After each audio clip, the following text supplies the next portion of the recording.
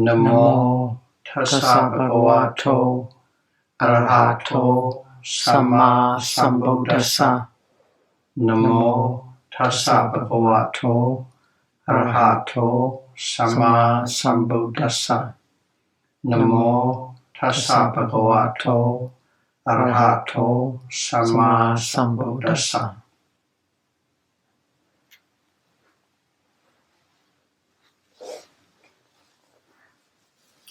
September 18, 2024.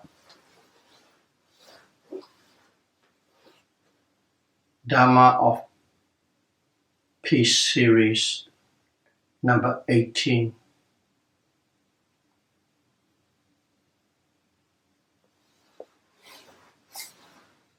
Monk. In Pali, Bhikkhu or Samana. Buddha was born on the 626 BC and became enlightened 35 years after in 591 BC. It is 2,570 years ago from this year 2024.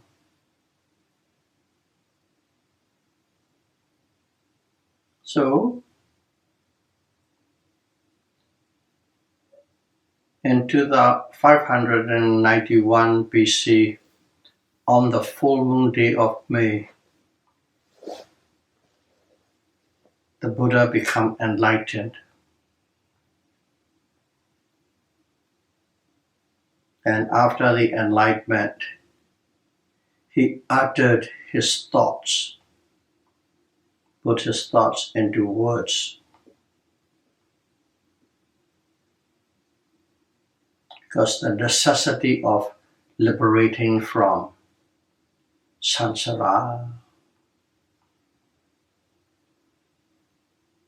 And what Buddha said was, I have been in the endless rounds of rebirth, for I did not know the carpenter who built the body and mind.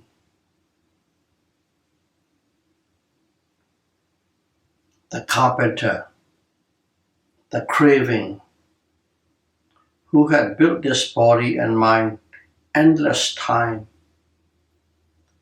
Now I have found you. You cannot make the body and mind anymore. I have killed the craving and desire for the mind and body. There shall be no more rebirth. Those are the words the Buddha uttered.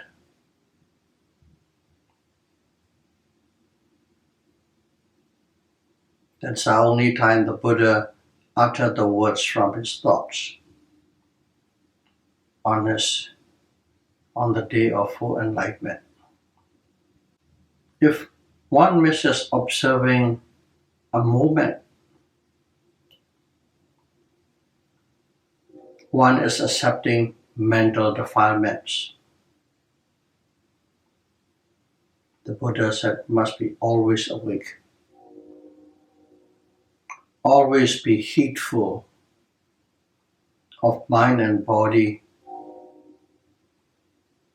to experience and know their nature of arising and passing away.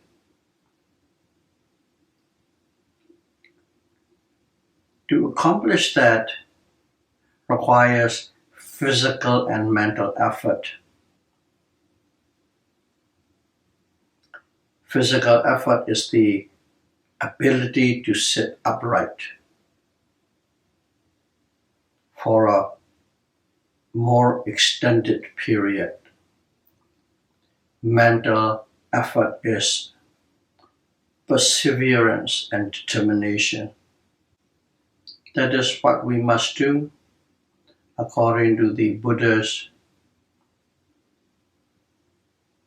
words to us. Be heedful, be awake. And again, back to the phrase the Buddha uttered on the full moon day of May when he got enlightened. That phrase is always used by the monks, nowadays monks. Whenever a person or monks bring a Buddha image, Buddha statue, to the shrine room so that they can keep it as a place of worship. They don't just bring in a Buddha statue and place it there. But whenever they do that, the monks recite it or recites the utterance Buddha made when he got enlightened. That is the tradition.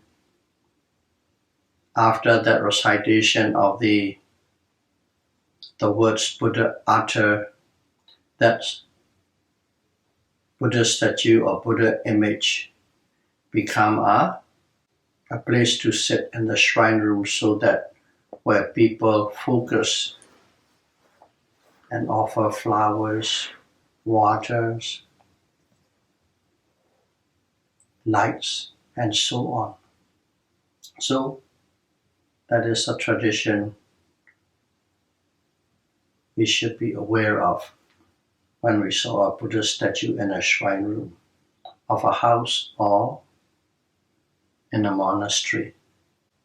This is just the opening for the topic monk. A monk in English, Bhikkhu or Samana in Pali. So let's see what Bhikkhu is. Bhikkhu is an ordained male monk. And also there's a Bhikkhuni, a female monk. But of course they live in a separate community of Sangha, not mixed living. The monks live in their own monastery or forest. Bhikkhuni live in their own monastery or forest separately. So they have a separate communities of Sangha. Sangha is a collective community of monks or Bhikkhuni. And they follow a disciplinary religious rule. They just don't live there, but they have to follow a very strict rule. The Buddha set down 227 for the male monks and over 300 for the female monk. And that is called Vinaya. Vinaya, rules and regulations for the monks, male monks and female monks to follow. And also, they play the teaching role of the community. They live with the support of the devotees and they are obliged, they must teach them for what they have offered them, food and water, a shelter and clothes to live on. So Bhikkhu is commonly used as to describe a male monk.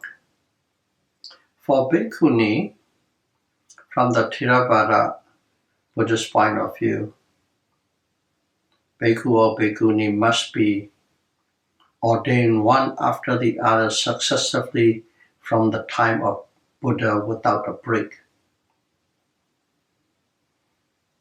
Bhikkhu order has followed that rule and nothing was broken. But Bhikkhuni in India at one time the Persian Empire conquered India, and what they did was they disrobed all the female monks, Bhikkhuni, and put into the harem. Since then, the lineage was broken, and that's why there's no more Bhikkhuni from the Theravada Buddhist point of view. But instead, we call it a nun, or one who is intensively practicing nun, just like any other monk. It's called the holders of the three trainings. Trainings of morality, concentration, and mental development. So that is what is called in Burma the holders of the three trainings. I don't know what is called in other countries such as Sri Lanka or Thailand or Laos and so on. So that is regarding Bhikkhuni, a female monk. Now, another word is called Samana. Samana is a person who abandons the conventional obligations of the social life to find a harmony with nature. That is Samana. So they are people who abandons all conventional obligations of social life. To do what? To find a way of life in harmony with nature or in harmony with the true characteristics of nature. And this word is more often used or is used in Vinaya. When you read the baskets of disciplinary rules of the monks, it is used as Samana, not as Bhikkhu. So basically, Samana also means monk. Bhikkhu also means monks. Now let's go a little more detail on Bhikkhu, the word Bhikkhu. Bhikkhu is a combination of two Pali words, Bhi and Ikkhu. Bhi and Ikkhu added together become Bhikkhu. So what is Bhi? B-H-I, Bhi. Bhi means the danger of samsara, the dangers of constant, infinite, unending rebirth. Bhi means the danger of samsara or rebirth.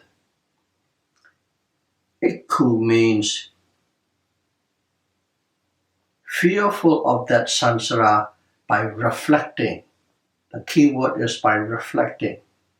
They have to think about what the Buddhists taught, how samsara is dangerous, how rebirth is dangerous, constant, endless suffering. You think about it, you think about it, you think about it, and you become fearful of samsara. So, Bhikkhu means a person who is afraid of the threat of samsara, the endless round of rebirth. How? By reflection, by thinking. As long as this mind and body exist, there is rebirth. As long as this mind and body exist, there is rebirth.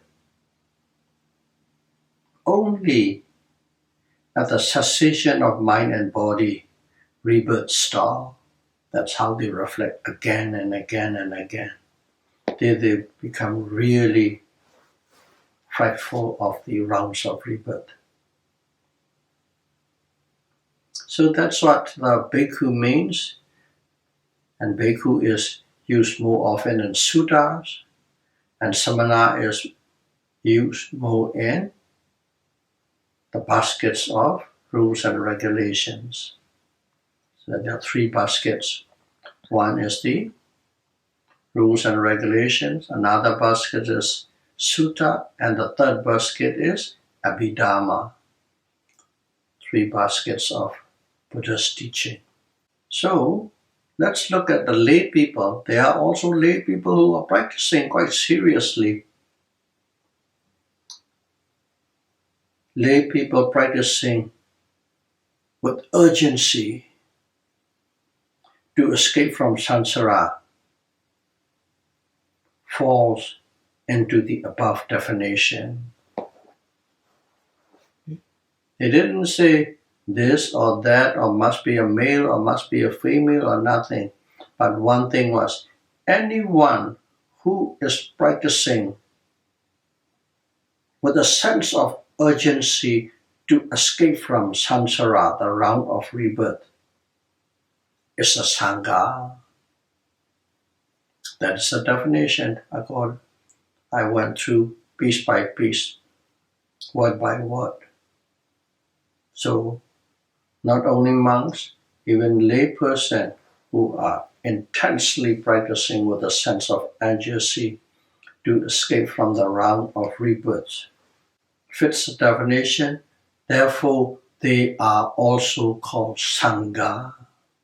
In other words, a community that sees the danger of samsara, rounds of rebirth, and practice ardently to escape from it. So there's another group of sangha, but they are lay people, but they are intensely practicing to escape from the rounds of rebirth. So if you are one of them, you should be proud that you belong to this distinguished lineage of sangha striving to escape from the rounds of rebirth. So you are also sangha, but you have your own layman community of such. Nowadays, some connected through online, email connection, because they don't go and live together at one spot in a monastery. They all live separately, but they are connected. And that little group of connection is called sangha, belongs to the Buddha's lineage. So may all of you be able to practice. May all of the lay people who are practicing seriously to escape from samsara practice mindfulness, insight meditation, and escape from this rounds of rebirth as soon as possible.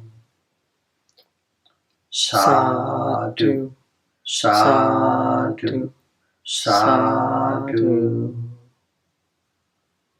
Thank you very much.